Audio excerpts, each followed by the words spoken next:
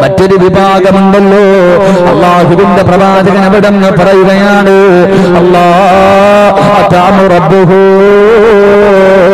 അല്ലാഹുവേ നല്ലതുപോലെ ഭക്ഷണം കഴിച്ചിട്ട് നല്ലതുപോലെ വെള്ളം കുടിച്ചിട്ട് നല്ല ആരോഗ്യവാന്മാരെ പോലെ പടച്ചവനെ വസ്ത്രം ധരിച്ചിട്ട് ഒരു വിഭാഗം നാളെ പടച്ചറബിന്റെ കോടതിയിലേക്ക് കടന്നു വരുമെന്ന് നബി മുഹമ്മദ് മുസ്തഫ സല്ലല്ലാഹു അലൈഹി വസല്ലമ തങ്ങൾ പറഞ്ഞു തരുമ്പോൾ പടച്ചവനെ പ്രവാചകനോട് സ്വഹാബികൾ ചോദിക്കുന്നു നബിയേ ആരാ നബിയേ നാളെ ഖബറിന്റെ അകത്ത് നിന്ന് എഴുന്നേറ്റ് വരുന്ന ദിവസം വസ്ത്രം ധരിച്ചുകൊണ്ട് ഭക്ഷണം കഴിച്ച് വയറ് നിറച്ചവരെ പോലെ വെള്ളം കുടിച്ച് വയറ് നിറത്താഹം തീർത്തവരെ പോലെ പടച്ചവനെ നല്ല ആരോഗ്യവാന്മാരെ പോലെ ചിരിക്കുന്ന മുഖത്തോടെ ഖബറിന്റെ അകത്ത് നിന്ന് എഴുന്നേറ്റ് വരുന്നവരാരെന്നറിയുമോ അമലൻ സ്വാലിഹാ ഈ ദുനിയാവിൽ ജീവിച്ച സമയത്ത് ഒരുപാട് സൽക്കർമ്മങ്ങൾ ചെയ്തവരുണ്ടല്ലോ രഹസ്യമായിട്ടും പരസ്യമായിട്ടും അല്ലാഹുവിന്റെ തൃപ്തി കരുതിയിട്ട് ഞാനും നിങ്ങളും ഒരുപാട് നല്ല കാര്യങ്ങൾ ചെയ്തവരുണ്ടല്ലോ ആ ചെയ്തവർക്ക് അല്ലാഹു കൊടുക്കുന്ന പ്രതിഫലമാണെന്ന് പ്രവാചകൻ അവിടെ നിന്ന് പറഞ്ഞു തരുമ്പോൾ എന്റെ പ്രിയമുള്ളവരെ ഒരുപാട് സൽക്കർമ്മങ്ങൾ ചെയ്യാൻ കഴിയുന്ന ഒരു മാസത്തിലൂടെയാ ഞാനും നിങ്ങളും കടന്നു പോകുന്നത് നമ്മളിപ്പോൾ കടന്നു പോകുന്ന മാസമേതാ റജബുൻ ശഹറുല്ലാഹ് വശഅബാനു ശഹ്രീ മുത്തുനബിയുടെ മാസമല്ലേ അല്ലാഹുവേ മുത്തുനബിയുടെ ശഅബാൻ മാസത്തിലൂടെ ഞാനും നിങ്ങളും കടന്നു പോകുമ്പോ പരിശുദ്ധമായ റമളാൻ വരുന്നതിന് 2 മാസം മുമ്പ് പടച്ചവനെ അല്ലാഹുമ്മ ബാരിക് ലനാ ഫീ റജബിൻ വശഅബാൻ വബല്ലിഗ്നാ ശഹ്റ റമളാൻ പടച്ചവനെ അല്ലാഹുവിന്റെ പ്രവാചകൻ ദുആ ചെയ്യണമെന്ന് പറഞ്ഞു തന്ന അല്ലാഹുവിന്റെ മാസമായ റജബ് മാസം വിട പറഞ്ഞു ശഅബാനിൽ 2 ദിവസം കഴിഞ്ഞു 3-ാമത്തെ ദിവസത്തിലേക്ക് കാലെടുത്ത് വെക്കുന്നവരെ പടച്ചവനെ എല്ലാവർക്കും സ്വർഗത്തിൽ പോകണമെന്ന് വല്ലാത്ത മോഹമാ സ്വർഗമെന്ന് പറഞ്ഞാൽ എന്തെന്നറിയോ മനുഷ്യ നീ ചിന്തിക്കുന്നതിനപ്പുറമാണ് ഒരിക്കലും നിനക്ക് സ്വർഗം മനസ്സിലാക്കാൻ കഴിയില്ല സ്വർഗത്തിന്റെ പ്രതിഫലം നിനക്ക് മനസ്സിലാക്കാൻ കഴിയില്ല അതിന്റെ കാരണം എന്തെന്നറിയുമോ ഞാൻ ജീവിതകാലം മുഴുവനും സ്വർഗത്തെ കുറിച്ച് പറഞ്ഞു തന്നാൽ നിങ്ങൾക്കത് മനസ്സിലാക്കാൻ കഴിയില്ല ആ സ്വർഗത്തെ കുറിച്ച് അറിയണമെങ്കിൽ മഹാനായ നബി മുഹമ്മദ് മുസ്തഫ സല്ലല്ലാഹു അലൈഹി വസല്ലമ തങ്ങളൊരു പ്രവാചകന്റെ ചരിത്രം പറഞ്ഞു തരുന്നുണ്ട് ഈ ഒരു ചരിത്രം കേട്ടാൽ അല്ലാഹുവിന്റെ സ്വർഗം എന്താണെന്ന് നമുക്ക് മനസ്സിലാക്കാൻ കഴിയും ആരുടെ ചരിത്രം എന്നറിയുമോ മഹാനായ ഇദ്രീസ് നബി അലൈഹിസ്സലാം ആരാ ഇദ്രീസ് നബി ആരാ ഇന്നും ജീവിച്ചിരിക്കുന്ന പ്രവാചകനാ ഈസാ നബി അലൈഹിസ്സലാം ഇദ്രീസ് നബി അലൈഹിസ്സലാം ഈ പ്രവാചകന്മാര് ജീവിച്ചിരിക്കുന്നവരാണ് അല്ലാഹുവേ ഇദ്രീസ് നബി ആരെന്നറിയുമോ സാധാരണ ഒരു പ്രവാചകനല്ല മലക്കുകൾ ഇദ്രീസ് നബിക്ക് ഒരു പേരിട്ടിട്ടുണ്ടായിരുന്നു മലക്കുകൾ ഇദ്രീസ് നബിയെ ഒരു പേര് വിളിക്കുമായിരുന്നു എന്ത് പേരെന്നറിയുമോ ഇബാദത്തുകാരനെന്ന് അറിയപ്പെടുന്ന പ്രവാചകനാണ് ഇദ്രീസ് നബി അലൈഹിസ്സലാം ഈ ഇദ്രീസ് നബിയുടെ ചരിത്രമുണ്ടല്ലോ ഒരിക്കൽ അല്ലാഹുവിന്റെ പ്രവാചകൻ തന്റെ സ്വഹാബികളോട് പറഞ്ഞു കൊടുക്കുകയാണ് അല്ലാഹുവേ മനോഹരമായ ഒരു ചരിത്രമാണ് ഇദ്രീസ് നബി അലൈഹിസ്സലാമിന്റെ ചരിത്രം എന്തെന്നറിയുമോ അതാ അസ്രായിലുമായിട്ട് വല്ലാത്ത ഒരു സ്നേഹബന്ധമുണ്ടായിരുന്നു ഇദ്രീസ് നബി അലൈഹിസ്സലാമും അസ്രായിൽ അലൈഹിസ്സലാം തമ്മിൽ കൂട്ടുകാരായിരുന്നു ഇടയ്ക്കിടയ്ക്ക് അസ്രായിൽ കാണാൻ വരുമായിരുന്നു അങ്ങനെ ഒരിക്കൽ ഇദ്രീസ് നബിയുടെ മുന്നിലേക്ക് മലക്കുൽ മൗത്ത് അസ്രായിൽ അലൈഹിസ്സലാം കടന്നു വന്നപ്പോൾ ഇദ്രീസ് നബി ചോദിക്കുന്നു അസ്രായിലേ എനിക്ക് നിന്റെ രൂപമൊന്ന് കാണണം അസ്രായിൽ ആ സമയത്ത് ഇദ്രീസ് നബിയോട് മലക്കുൽ മൗത്ത് പറഞ്ഞു കൊടുക്കുകയാ, എന്റെ രൂപം കാണാൻ നിങ്ങളെ കൊണ്ട് കഴിയില്ല. ആ സമയത്ത് പറഞ്ഞു ഇദ്രീസ് നബി അലൈഹിസ്സലാം അവിടെന്ന് പറഞ്ഞു, അസ്റായിലേ, മോശമായ ആൾക്കാരുടെ റൂഹ് പിടിക്കാൻ പോകുന്ന രൂപം എനിക്കൊന്ന് കാണിച്ചു തരുമോ?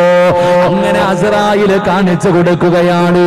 എങ്ങനെയാണ് മോശമായ ഒരാളുടെ റൂഹ് പിടിക്കാൻ പോകുന്നത്? ഈ രൂപം കണ്ടു കഴിഞ്ഞപ്പോ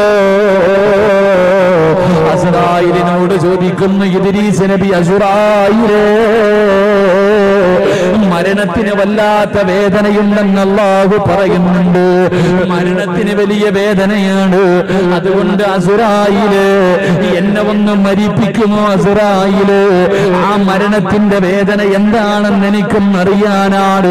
അങ്ങനെ മരണവേദനയെ കുറിച്ച് അറിഞ്ഞു കഴിഞ്ഞാൽ എനിക്ക് മരണത്തിന് വേണ്ടി ഒരുങ്ങാമല്ലോ, ഒരുപാട് സൽക്കർമ്മങ്ങൾ ചെയ്യാമല്ലോ. അല്ലാഹുവേ, കൂട്ടുകാരന്റെ ആഗ്രഹമാണല്ലോ, ഇദ്രീസ് നബിയുടെ ആഗ്രഹമാണല്ലോ. അസ്റായിൽ അല്ലാഹുവിനോട് ചോദിച്ചു, ഇദ്രീസ് നബി ഒരാഗ്രഹം പറഞ്ഞിരിക്കുകയാണ്. അല്ലാഹു സുബ്ഹാനഹു വ തആല അവിടുന്ന് അസ്റായിൽ എന്ന മലക്കിനോട് പറയുകയാണ്, ഇദ്രീസ് നബിയുടെ റൂഹ് പിടിച്ച് അവിടുന്ന് മരിപ്പിക്കാറ്, എന്നിട്ട് ജീവന് തിരിച്ചു കൊടുക്കാറ്. അല്ലാഹുവേ, അസ്റായിൽ അലൈഹിസ്സലാം ഇദ്രീസ് നബിയുടെ റൂഹ് പിടിക്കുകയാ. ഇദ്രീസ് നബിയുടെ റൂഹ് പിടിച്ചു. അതാ ഇദ്രീസ് നബി മരണപ്പെട്ട് കഴിഞ്ഞു. മരിച്ചു കഴിഞ്ഞപ്പോൾ അസ്റായിൽ തിരിച്ച് റൂഹ് അങ്ങിട്ട് കൊടുക്കുകയാണ്. ഇദ്രീസ് നബിക്ക് ജീവൻ തിരിച്ചു വന്നപ്പോ അസ്റായിൽ ചോദിച്ചു, എങ്ങനെയുണ്ട് നബിയേ? ഇദ്രീസ് നബി കരഞ്ഞുകൊണ്ട് പറഞ്ഞു, അസ്റായിൽ, മരണത്തിന് വല്ലാത്ത വേദനയാണ് അസ്റായിൽ. അത് കഴിഞ്ഞപ്പോ പിന്നീടൊരു പ്രാവശ്യം അസ്റായില് കാണാമെന്നപ്പോ ഇദ്രീസ് നബി രണ്ടാമത് പറഞ്ഞു, എനിക്ക് നരകമൊന്ന് കാണണം.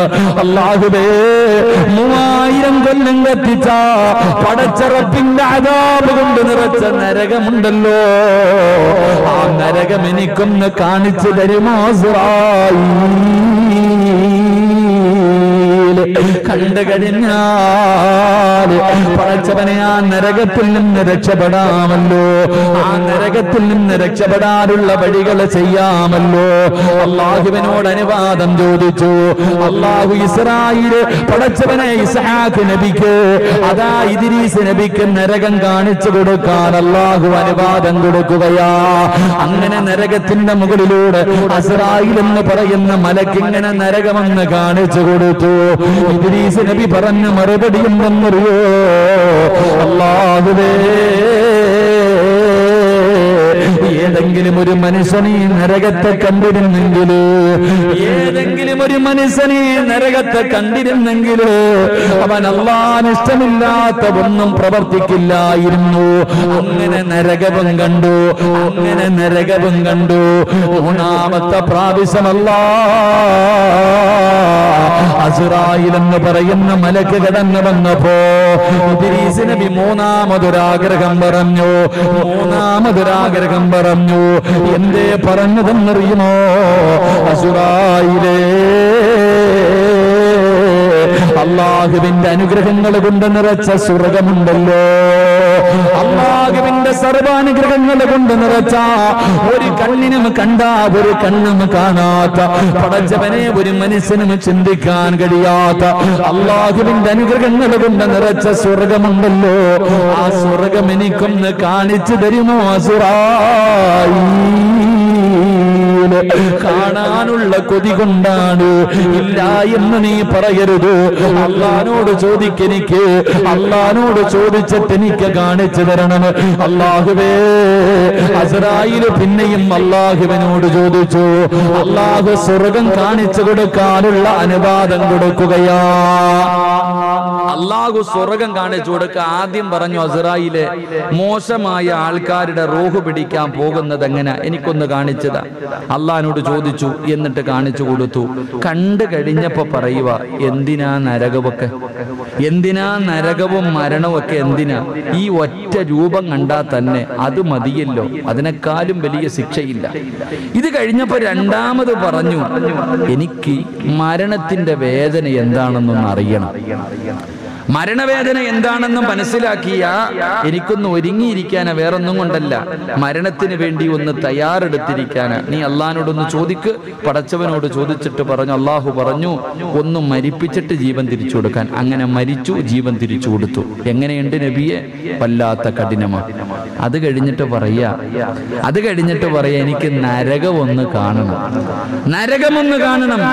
അവസാനം അള്ളാഹു അനുവാദം കൊടുത്തു, നരകവും കാണിച്ചു. ഇത് കഴിഞ്ഞപ്പോ പറയാ, ഇനി ഒരാഗ്രഹം കൂടെയുണ്ട്, സ്വർഗം കൂടെ കാണണം, സ്വർഗം കൂടെ കാണണം. അങ്ങനെ അള്ളാഹു അനുവാദം കൊടുത്തു.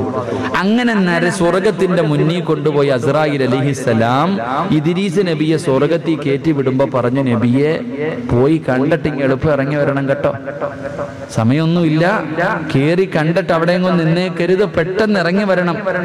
ഇദ്രീസ് നബി അലൈഹിസ്സലാം അവിടെ നിന്നും തലയൊക്കെ ആട്ടിയിട്ട് വലിയ കാര്യത്തിൽ സ്വർഗത്തിൽ കയറിപ്പോയി. സ്വർഗത്തിൽ കയറിപ്പോയിട്ട് ഇദ്രീസ് നബി അലൈഹിസ്സലാം സ്വർഗത്തിലൂടെ ഇങ്ങനെ നടന്ന് കാണാ, അള്ളാഹുവിന്റെ അനുഗ്രഹങ്ങൾ കൊണ്ട് നിറച്ച സ്വർഗം ഇങ്ങനെ നടന്ന് കണ്ടുകൊണ്ടിരിക്കുക. അസ്രായിൽ വെളിയിൽ കാത്തു നിൽക്കുക, ഈ ചങ്ങാതിയെ കാണുന്നില്ല. സ്വർഗത്തിൽ കയറിപ്പോയ ഇദ്രീസ് നബി അലൈഹി സ്വലാമിനെ കാണുന്നില്ല. അങ്ങനെ അസ്രായിൽ കാത്തു നിന്നു മടുത്തു. അവസാനം അസ്രായിൽ വിളിച്ചു, ഇദ്രീസ് നബിയെ ഇറങ്ങി വാ. ഞാൻ വരൂല. സ്വഭാവം മാറി. ഇദ്രീസ് നബിയുടെ ഭയങ്കര ഐഡിയ ആയിരുന്നു. ഇദ്രീസ് നബി നമ്മളെ പോലെ നല്ല വല്ലാത്ത ബുദ്ധിയാ. ഇദ്രീസ് നബി സ്വർഗത്തിന്റെ അകത്ത് കയറിയിട്ട് ഇറങ്ങി വരുന്നില്ല. അസ്രായിൽ പറഞ്ഞു, ഇങ്ങോട്ട് വാ നബിയെ. ഞാൻ വരൂല, ഞാൻ ഇതിനകത്ത് നിന്ന് വരൂല. അങ്ങനെ രണ്ടുപേരും തമ്മിൽ തർക്കമായി. റസൂലുള്ളാഹി സ്വല്ലല്ലാഹി അലൈഹി വസല്ലം തങ്ങൾ പറയുന്നു, അസ്രായിലും ഇദ്രീസ് നബിയും തമ്മിൽ വാക്ക് തർക്കമായപ്പോ മധ്യസ്ഥനായിട്ട് ഒരു മലക്കിനെ പറഞ്ഞു വിട്ടു. എന്താ, പോയി ഇവരുടെ വിഷയം ഒന്ന് പരിഹരിക്ക്, മധ്യസ്ഥം വേണമല്ലോ. അപ്പൊ ഒരു മലക്കിറങ്ങി വന്നിട്ട് അസ്രായിലിനോട് കാര്യം ചോദിച്ചപ്പോ അസ്രായിൽ അലൈഹിസ്സലാം നടന്ന സംഭവങ്ങളൊക്കെ പറഞ്ഞു. എന്നിട്ട് ഈ മലക്ക് ഇദ്രീസ് നബി അലൈഹി സ്വലാമിനോട് ചോദിച്ചു, നബിയെ ഇതെന്ത് പണിയാ നബിയെ, ഇതെന്ത് പണിയാ നബിയെ, പോകണ്ടേ, ഇറങ്ങി പോകണ്ടേ, അങ്ങനെയൊക്കെയല്ലേ കാര്യങ്ങളൊക്കെ. ആ സമയത്ത് ഇദ്രീസ് നബി അലൈഹി സ്വലാം അള്ളാഹുവിനോട് പറഞ്ഞ മറുപടി എന്തെന്നറിയോ? പരിശുദ്ധമായ ഖുർആൻ പറയുന്നുണ്ട്. ഇദ്രീസ് നബി അലൈഹി സ്വലാം അവിടെ നിന്ന് പറഞ്ഞ മറുപടി അള്ളാഹുവിന്റെ പരിശുദ്ധമായ ഖുർആൻ പറയുന്ന ഒന്ന്, ഒരു മനുഷ്യൻ ജീവിതത്തിൽ ഒരിക്കലേ മരിക്കത്തുള്ളൂ. കുല്ലു നഫ്സിൻ ദാഇഖത്തുൽ മൗത്ത്. ഒരാള് ജീവിതത്തിൽ ഒരിക്കലേ മരിക്കൂ. 2 പ്രാവശ്യം മരിക്കോ? ഇല്ല. ജീവിതത്തിൽ ഒരിക്കലേ ഒരാൾ മരിക്കത്തുള്ളൂ. ഞാൻ മരണവേദന അറിഞ്ഞതാ, ഇനി എനിക്ക് പറ്റൂല. ഞാൻ മരണത്തിന്റെ വേദന അനുഭവിച്ചു, ഇനി ഒരു പ്രാവശ്യം കൂടെ അനുഭവിക്കാൻ എനിക്ക് പറ്റൂല. അള്ളയാ പറഞ്ഞേ, ഒരിക്കലേ ഒരാൾ മരണത്തിന്റെ വേദന അനുഭവിക്കൂ എന്ന് പടച്ച റബ്ബ് പറഞ്ഞു. ഞാൻ അനുഭവിച്ചു. 2 അവിടെ നിന്ന് പറയുന്നു, ഇദ്രീസ് നബി അലൈഹിസ്സലാം പറഞ്ഞു, വ ഇന്ന മിൻകും ഇല്ലാ വാരിദുഹാ കാന അലാ റബ്ബിക ഹത്മൻ മഖ്ളിയ. അല്ലാഹുവിന്റെ ഖുർആൻ പറഞ്ഞു, എല്ലാവരും നരകം കാണുമെന്ന്, ഓരോ മനുഷ്യനും നരകം കാണുമെന്ന് അല്ല പറഞ്ഞു. ഞാൻ കണ്ടു, എന്റെ കണ്ണുകൊണ്ട് ഞാൻ നരകം കണ്ടു. അല്ലയാ പറഞ്ഞ കാണുമെന്ന് ഞാൻ കണ്ടു. മൂന്നാമതായിട്ട് ഇദ്രീസ് നബി അലൈഹിസ്സലാം അവിടെ നിന്ന് പറഞ്ഞു, മൂന്നാമത്തെ കാര്യം, ലാ യമുസ്സുഹും ഫീഹാ നസബുൻ വമാ ഹും മിൻഹാ ബിമുഖ്റജീൻ. സ്വർഗ്ഗത്തിലേക്ക് ഒരാൾ കയറി കഴിഞ്ഞാൽ പിന്നെ അല്ലാഹ് അവിടെ നിന്ന് ഇറക്കി വിടൂല. ഒരാൾ സ്വർഗ്ഗത്തിൽ കയറി കഴിഞ്ഞാൽ പിന്നെ പടച്ചറപ്പ് അവിടെ നിന്ന് ഇറക്കി വിടൂല. അതുകൊണ്ട് ഇനി അല്ലാഹ് ഇറക്കി വിടാതെ ഞാൻ വരൂല. ഇനി അല്ലാഹു എന്നെ ഇതിനകത്ത് നിന്ന് ഇറക്കി വിടാതെ ഞാൻ വരൂല. ആ സമയത്ത് അല്ലാഹു സുബ്ഹാനഹു വ തആല പറഞ്ഞു അത്രേ, ബിഇദ്നി ദഖല ബിഅംരിഹി ഫഅല ഫഖറ. അവിടുന്ന് വിട്ടേക്കാൻ പറഞ്ഞു. എല്ലാം എന്റെ ഇഷ്ടപ്പെട്ട, ഞാൻ തീരുമാനിച്ച പോലെ കാര്യം നടന്നത്.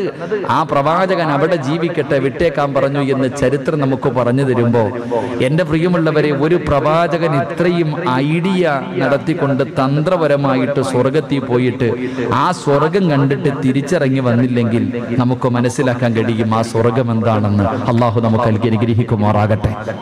അള്ളാഹു നമുക്ക് നൽകി അനുഗ്രഹിക്കുമാറാകട്ടെ. അതുകൊണ്ട് എന്റെ പ്രിയമുള്ളവരെ, ഈ സ്വർഗത്തിലേക്ക് പോകണമെങ്കിൽ, ഈ സ്വർഗത്തിലേക്ക് നമ്മൾ കടന്നു പോകണമെങ്കിൽ, ആ സ്വർഗത്തിലേക്കുള്ള ഒരു വഴിയാത്രക്കാരാണ് ഞാനും നിങ്ങളും. നമ്മളെല്ലാവരും ആ സ്വർഗത്തിലേക്ക് യാത്ര ചെയ്തുകൊണ്ടിരിക്കുകയാണ്.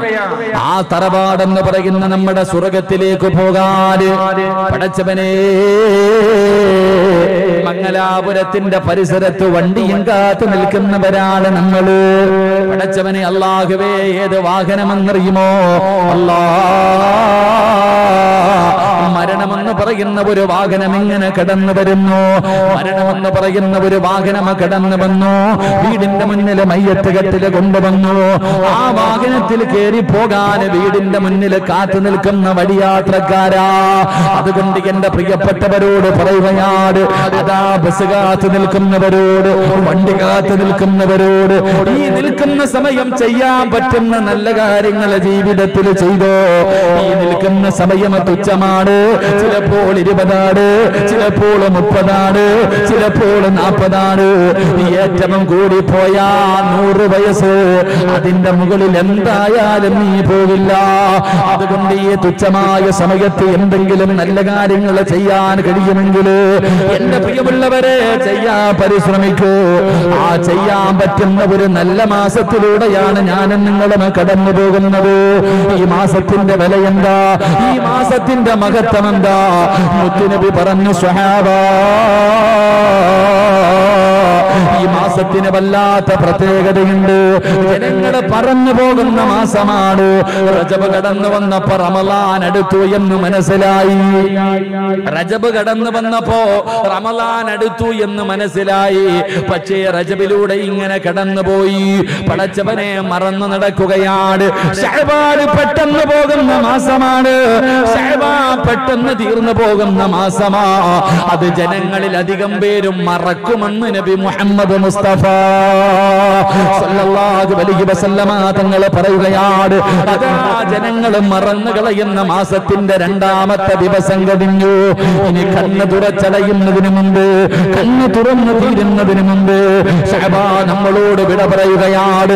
റമളാൻ എടുത്തല്ലോ, റമളാൻ എടുത്തല്ലോ.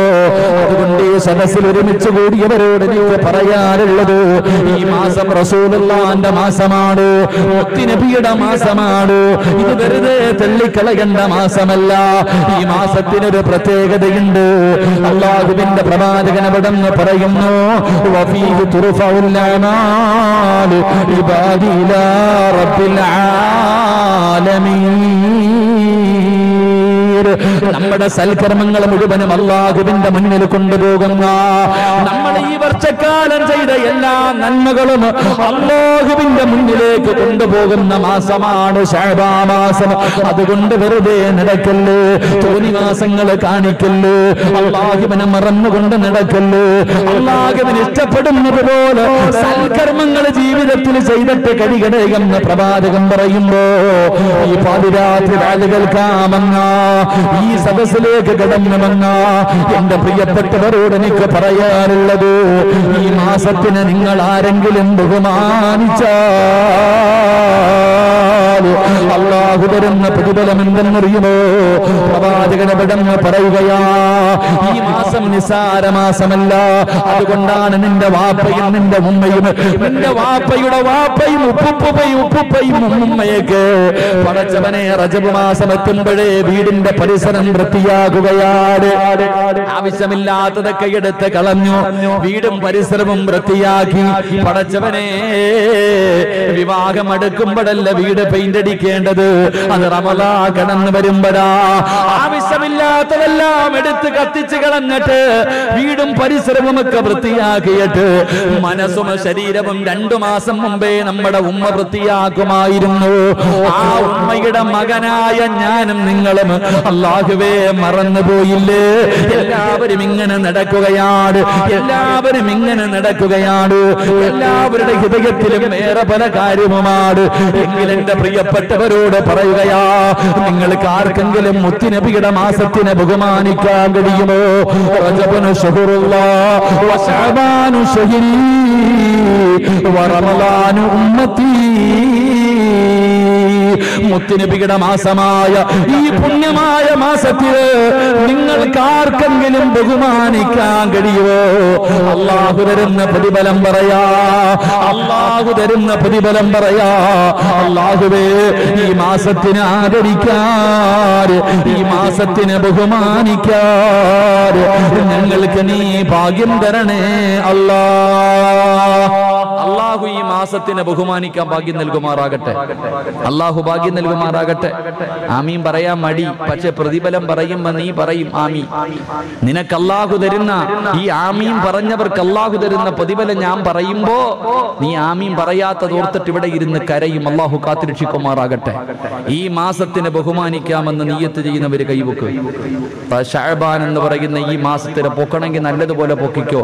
അല്ലാഹുവേ, ഈ കൈ കൊണ്ട് മുത്തുനബിയുടെ കയ്യിൽ നിന്ന് ഹൗദുൽ കൗസർ വാങ്ങിക്കുടിക്കാൻ ഭാഗ്യം തരണേ പടച്ചവനെ.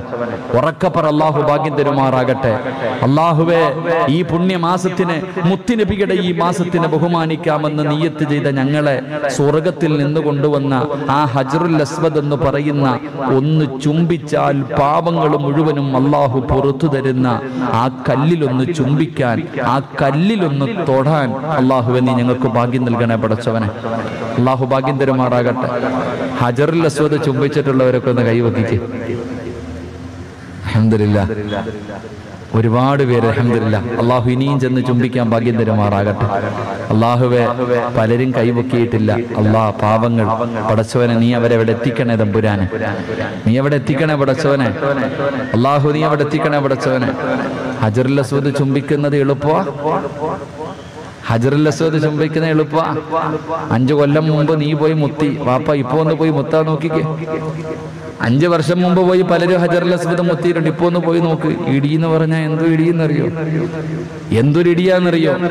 ഹജറുൽ അസ്വദിന്റെ മുന്നിൽ നടക്കുന്ന ഇടി. ഞാനിപ്പോ ഈ പ്രാവശ്യം പോയപ്പോ പടച്ചവന് 5 ദിവസം ഉണ്ടായിരുന്നു. 5 ദിവസം ഉണ്ടായിരുന്നു. ഒന്ന് മുത്താൻ നോക്കിയതാ, നടന്നില്ല. 5ാമത്തെ ദിവസം എനിക്കൊന്ന് കഴിഞ്ഞു. 4 ദിവസം ഞാൻ പോയി ആവുന്ന പണി. നമ്മൾ വിചാരിക്കും രാത്രി 2 മണിക്ക് പോയാൽ മുത്താന്ന്. ഒന്ന് പോയി കയറി കൊടുക്കണം. 2 മണിക്ക് പോയാൽ മുത്തോ, അല്ലെങ്കിൽ 3 മണിക്ക് പോയാ ഒന്ന് പോയി കയറി. എന്താ ഇടിയെന്നറിയോ? പെണ്ണുങ്ങളൊക്കെ വായിക്കൂടൊക്കെ രക്തം ഒലിപ്പിച്ചോണ്ടാ ഇറങ്ങി വരുന്ന. ഓരോ മനുഷ്യന്റെ ശരീരമൊക്കെ കണ്ട. അവസാനം പോകുന്നതിന്റെ അന്ന് എല്ലാവരും വിടവാങ്ങൽ തവാഫിന് പോയി. എല്ലാവരും വിടവാങ്ങൽ തവാഫിന് പോയിട്ട് എല്ലാവരും വിടവാങ്ങൽ തവാഫ് നടത്തുമ്പോ ഞാൻ നേരെ ഹജറുൽ അസ്വദിന്റെ മുന്നിലേക്ക് പോയി. അല്ലാഹുവേ, കഅബാലയത്തിന്റെ കില്ല് പിടിച്ചിട്ട് പടച്ചവനോട് ദുആ ചെയ്തു. അല്ലാഹ്, ഒരവസരം താ പടച്ചവനെ. എല്ലാ വർഷവും വരുമ്പോ ഒന്ന് മുത്തിയിട്ട് പോകണം. ഈ പ്രാവശ്യം ഇതുവരെ കിട്ടിയില്ല. ഒന്ന് അള്ളാഹിനോട് ദുആ ചെയ്തു. ഇങ്ങനെ ദുആ ചെയ്തുകൊണ്ടിരിക്കുമ്പോ ഒരു 2 സഹോദരന്മാര് അവരുടെ ഉമ്മാനെയും കൊണ്ട് മുത്താൻ വന്നു. എന്താ നിൽക്കണം, നമ്മുടെ ആരോഗ്യം നോക്കണം. 2 സഹോദരന്മാർ അവരുടെ ഉമ്മായും കൊണ്ട് മുത്താൻ വന്നു. പടച്ചവൻ എന്നെ അങ്ങോട്ട് തള്ളി നീക്കിയൊക്കെ നിർത്തി. ഞാനൊരു സാധുവിനെ പോലെ ഇങ്ങനെ നോക്കി. കാരണം അത്രയ്ക്ക് ആരോഗ്യമല്ലേ, ഈ എല്ലൊക്കെ അല്ലേ. ആ ചങ്ങാതിമാര് 2 പേരും അങ്ങോട്ട് പോയിട്ട് പടച്ചവൻ അവരുടെ ഉമ്മാനെ മുത്തിക്കുന്ന ഒരു രംഗം. അല്ലാഹുവേ, ഉമ്മായും വല്ലാതെ സ്നേഹിക്കുന്ന മക്കള് 2 ഉമ്മാനെ ഇങ്ങനെ ചുംബിക്കാനുള്ള അവസരം ഒരുക്കി കൊടുത്തു. അവസാനം അവര് 2 പേരും മുത്തി, ഉമ്മയും മുത്തി. അപ്പൊ ഞാനിങ്ങനെ നിൽക്കുന്നു. എന്നോട് ചോദിച്ചു, നിനക്ക് വേണോ? എന്താപ്പ ചോദ്യം? എനിക്ക് അവസരം കിട്ടി. അൽഹംദുലില്ലാഹ്. അല്ലാഹു നമ്മുടെ പാപങ്ങളൊക്കെ പടച്ചവൻ പുറത്തു തരുമാറാകട്ടെ. ആ ഹജറുൽ അസ്വദ് ചുംബിക്കാൻ അല്ലാഹു എനിക്ക് നിങ്ങൾക്കും ഭാഗ്യം നൽകുമാറാകട്ടെ. എന്റെ പ്രിയമുള്ളവരെ, ഈ കൈപൊക്കിയവർക്ക് അല്ലാഹു തരുന്ന പ്രതിഫലം നിങ്ങൾ വെറുതെയാണെന്ന് കരുതിയോ? അല്ലാഹുവിന്റെ പ്രവാചകൻ സ്വല്ലല്ലാഹു അലൈഹി വസല്ലമ തങ്ങൾ പറയുകയാണ്, ഈ പരിശുദ്ധമായ ശഅബാൻ മാസത്തിന്റെ വില നിനക്കറിയാത്തത് കൊണ്ടാ ചെറുപ്പക്കാരാ. മോനെ, നിനക്ക് ഈ മാസത്തിന്റെ വില, നിനക്ക് റമദാൻ മാസത്തിന്റെ മഹത്വമല്ലേ അറിയൂ? എങ്കിൽ ഈ ശഅബാൻ എന്ന് പറയുന്ന ഈ മാസത്തിനൊരു മഹത്വമുണ്ട്. അല്ലാഹുവിന്റെ പ്രവാചകൻ പറയുകയാണ്, ശഅബാനു ഹുവൽ മുകഫിറൂ. മോനെ, അല്ലാഹുവിന്റെ റസൂൽ പറയുകയാ, ഈ മാസം പാപം പൊറുക്കുന്ന മാസമാണെന്ന് ആദരവായ പ്രവാചകൻ നബി മുഹമ്മദ് മുസ്തഫ സല്ലല്ലാഹു അലൈഹി വസല്ലമ തങ്ങൾ പറയുകയാ, മോനെ ഈ മാസത്തിനൊരു പ്രത്യേകതയുണ്ടടാ. റമളാൻ മാസത്തിൽ മാത്രമല്ല പാപം പൊറുക്കുന്നത്, റമളാൻ മാസത്തിൽ മാത്രമല്ല പാപം പൊറുക്കുന്നത്. മോനെ ശഅബാന്റെ മാസമുണ്ടല്ലോ, മുത്തുനബിയുടെ മാസമല്ലേ. ഈ മുത്തുനബിയുടെ കയ്യിൽ പിടിച്ചല്ലേ നിനക്ക് സ്വർഗത്തിൽ പോകേണ്ടത്. ഈ മുത്തുനബിയുടെ ശഫാഅത്തല്ലേ നീ കൊതിക്കുന്നത്. ഈ മുത്തുനബിയുടെ കയ്യിൽ നിന്നല്ലേ ഹൗലുൽ കൗസർ വാങ്ങി കുടിക്കേണ്ടത്. എങ്കിൽ അല്ലാഹുവിന്റെ റസൂൽ പറയുകയാ, ഈ സദസ്സിൽ ഒരുമിച്ച് കൂടിയ ചെറുപ്പക്കാരോട്, എന്റെ പെങ്ങന്മാരോട്, എന്റെ വാപ്പമാരോട്, എന്റെ പ്രിയപ്പെട്ട മുസ്ലിമേ, നിനക്ക് ജീവിതത്തിൽ ചെയ്തു കൂട്ടിയ പാപങ്ങളുണ്ടല്ലോ. അല്ലാഹുവേ, ഞാൻ ചെയ്ത പാപം, നിങ്ങൾ ചെയ്ത പാപം, ഞങ്ങളെ രഹസ്യവും പരിസവും അറിഞ്ഞും അറിയാതെയും ഒറ്റയ്ക്കും കൂട്ടായും പടച്ചവരെ ധിക്കാരത്തോടെ ചെയ്തു കൂട്ടിയ പാപങ്ങളുടെ കണക്കറിയുമോ? അല്ലാഹുവേ, ഈ പ്രായത്തിൽ ചെയ്യാൻ പറ്റുന്നതിനേക്കാളും ഒരുപാട് ചെയ്തില്ലേടാ ചെറുപ്പക്കാരാ. ഈ സദസ്സിലിരിക്കുന്ന 60 വയസ്സുള്ള വാപ്പ ചെയ്യാത്ത പാപം നിന്റെ 25 വയസ്സിന്റെ ഇടയിൽ ചെയ്തില്ലേടാ ചെറുപ്പക്കാരാ. 20 വയസ്സിന്റെ ഇടയിൽ ചെയ്തില്ലേടാ ചെറുപ്പക്കാരാ. നിന്റെ പ്രായം ചെന്ന നിന്റെ ഉമ്മ ചെയ്യാത്ത പാപം, എന്റെ പ്രിയപ്പെട്ട പെങ്ങളെ, 50 വയസ്സുള്ള നിന്റെ ഉമ്മ ചെയ്യാത്ത പാപം 18ാമത്തെ വയസ്സിൽ ചെയ്തു പോയ പെങ്ങളെ, എവിടെ കൊണ്ടാ കഴുകിക്കളയുന്നത്? ഏത് കഅബാലയത്തിന്റെ കില്ല പിടിക്കാരാ? അതുകൊണ്ട് ജീവിതത്തിൽ പാപങ്ങളുടെ കൂമ്പാരവുമായി നടക്കുന്നവരോട്, പാപങ്ങളുടെ കൂമ്പാരവുമായി നടക്കുന്ന എന്റെ പ്രിയപ്പെട്ടവരോട് ഒന്ന് കഴുകിക്കളയണ്ടേ, ഒന്ന് കഴുകിക്കളയണ്ടേ ചെറുപ്പക്കാരാ. ഈ പരിശുദ്ധമായ ശഅബാൻ മാസമുണ്ടല്ലോ, ഈ മാസത്തിൽ പടച്ചറപ്പിന്റെ മുന്നിൽ തന്റെ ഇരുകരങ്ങളും ഉയർത്തിയിട്ട് ഏതെങ്കിലും ഒരു പാതിരാത്രി അല്ലാഹുവിന്റെ ദർബാറിലേക്ക് നിന്റെ കൈകൾ ഉയർത്തിയിട്ടൊന്ന് കരയാൻ കഴിയോ? ഓരോന്നായി ഏറ്റു പറയടാ. ചെയ്തു പോയ ഓരോ പാപവും അല്ലാഹുവിന്റെ മുന്നിൽ വ്യഭിചരിച്ചെങ്കിൽ നീ പറയണം, അല്ലാ ഞാൻ വ്യഭിചരിച്ച തമ്പുരാന്. കള്ളു കുടിച്ചെങ്കിൽ പറയണം, ഞാൻ കള്ളു കുടിച്ച് പടച്ചവര്. പലിശ തിന്നെങ്കിൽ പറയണം, ഞാൻ പലിശ തിന്ന് പടച്ചവര്. നമസ്കാരം കളഞ്ഞെങ്കിൽ പറയണമല്ലോ. പള്ളിക്കകത്ത് നമസ്കാരം നടക്കുമ്പോ പള്ളിയുടെ മുന്നിലൂടെ നടന്നു പോയിട്ട് പോലും ഞാൻ പള്ളിക്കകത്ത് കേറാത്തവനാ അല്ലാ. ഓരോന്നും എണ്ണി പറയണം ചെറുപ്പക്കാരാ. എന്റെ പ്രിയപ്പെട്ട പെങ്ങള്, 18 കൊല്ലം പൂറ്റി വളർത്തിയ മാതാപിതാക്കള്, ഒരുപാട് പ്രതീക്ഷയും ഒരുപാട് സ്വപ്നങ്ങളും. ആര് തെറ്റ് ചെയ്താലും എന്റെ പൊന്നുമകളെ തെറ്റ് ചെയ്യില്ല എന്ന വിശ്വാസത്തോടുകൂടി ഇത്രയും കാലം നിന്നെ പൂറ്റി വളർത്തിയ ഉമ്മാരെയും ബാപ്പാരെയും വഞ്ചിച്ച പെൺമക്കളെ, വഞ്ചിച്ച ചെറുപ്പക്കാരാ, മാതാവിന്റെയും പിതാവിന്റെയും പ്രതീക്ഷ മുഴുവനും തകർത്ത് തരിപ്പണമാക്കിയവരാ. എന്നെ അല്ലാഹുവോട് പറയടാ, വീട്ടിൽ പടച്ചവനെ ഒരു സാലികത്തായ പെണ്ണിനെ മഹർ കൊടുത്ത് വിവാഹം കഴിച്ച് വീട്ടിൽ കൊണ്ടുവന്ന് നിർത്തിയിട്ട് അല്ലാഹു ഹലാലാക്കി ഒരു പെണ്ണിനെ തന്നപ്പോ അവളെ കളഞ്ഞിട്ട് കണ്ടവളുടെ കൂടെ ഇറങ്ങിപ്പോയ ചെറുപ്പക്കാരാ, ഒരല്പനേരത്തെ സുഖത്തിന് വേണ്ടി വീടിന്റെ അകത്ത് നിനക്ക് വേണ്ടി ഓരോ വക്കത്തും നിസ്കരിച്ചിട്ട് കരഞ്ഞ് കരഞ്ഞെന്റെ ഭർത്താവിനെ കാക്കണയല്ല, എന്റെ ഭർത്താവിനെ കാക്കണയല്ല എന്ന് പൊട്ടിക്കരഞ്ഞ് ദുആ ചെയ്യുന്ന നിന്റെ ഭാര്യ വഞ്ചിച്ചിട്ടുണ്ടെങ്കിൽ ഈ ശഅബാനിന്റെ രാത്രി റബ്ബിനോട് പറഞ്ഞു, എന്റെ പ്രിയപ്പെട്ട പെങ്ങള്, ഗൾഫ് നാടുകളിൽ കിടന്ന് കഷ്ടപ്പെടുന്ന അറബികളുടെ അടിമയെ പോലെ പടച്ചവനെ കഠിനമായ ചൂടത്ത് കുപ്പൂസും വെള്ളവും കടിച്ചുകൊണ്ട് അവിടെ കിടന്ന് കഷ്ടപ്പെടുന്ന നിന്റെ ഭർത്താവ്, പടച്ചവനെ രാവിലെ വീട്ടിൽ നിന്ന് ജോലിക്ക് വേണ്ടി രക്തം വിയർപ്പാക്കാ പോകുന്ന നിന്റെ ഭർത്താവ്, ആ ഭർത്താവിനെ വഞ്ചിച്ച ഏതെങ്കിലും പെണ്ണുണ്ടോ? ശഅബാനിന്റെ രാത്രിയാ, മുത്തുനബിയുടെ മാസവാ. പടച്ച റബ്ബിന്റെ മുന്നിൽ കരയണമെങ്കിൽ കരഞ്ഞോ, തൗബ ചെയ്യണമെങ്കിൽ തൗബ ചെയ്തോ. പാപങ്ങൾ പുറക്കുന്ന മാസവാ. ഒരു പേടിയും വേണ്ട, ഒരു ലജ്ജയും വേണ്ട, നാണമില്ലാതെ റബ്ബിന്റെ മുന്നിലേറ്റ് പറഞ്ഞു. കാരണം അള്ളയാരെന്നറിയോ, അള്ളയാരെന്നറിയോ? യാ ഇബാദിയല്ലദീന അസ്റഫൂ അലാ أنفسهم لا تقنطوا من رحمة الله.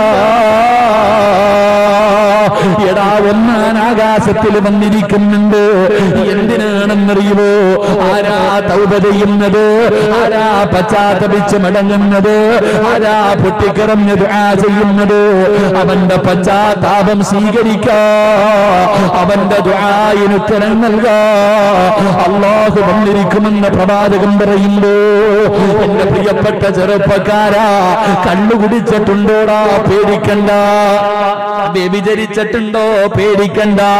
അല്ലാഹുവേ, എത്ര വലിയ പാപം നീ ചെയ്തവനാണെങ്കിലും എന്തിനാടാ പേടിക്കുന്നത്? നിന്നെ പടച്ച അല്ലാഹുവാണെന്ന് നിനക്കറിയോ? നിന്നെ പടച്ച റബ്ബാരാണെന്നറിയോ? എടാ, 100 കൊല ചെയ്തവന് പുറത്തു കൊടുത്തവരാ. സ്വന്തം പെമ്മക്കളെ ജീവനോട് കുടിച്ചു മൂടിയ പാവപ്പെട്ട എത്രയോ സഹാബികളുണ്ടല്ലോ. സ്വന്തം മക്കളെ ജീവനോട് കുടിച്ചു മൂടിയ സ്വഹാബികള്. ആ സ്വഹാബികള് കാട്ടറബികളായ സ്വഹാബികൾക്ക് അല്ലാഹു പുറത്തു കൊടുത്തില്ലേ?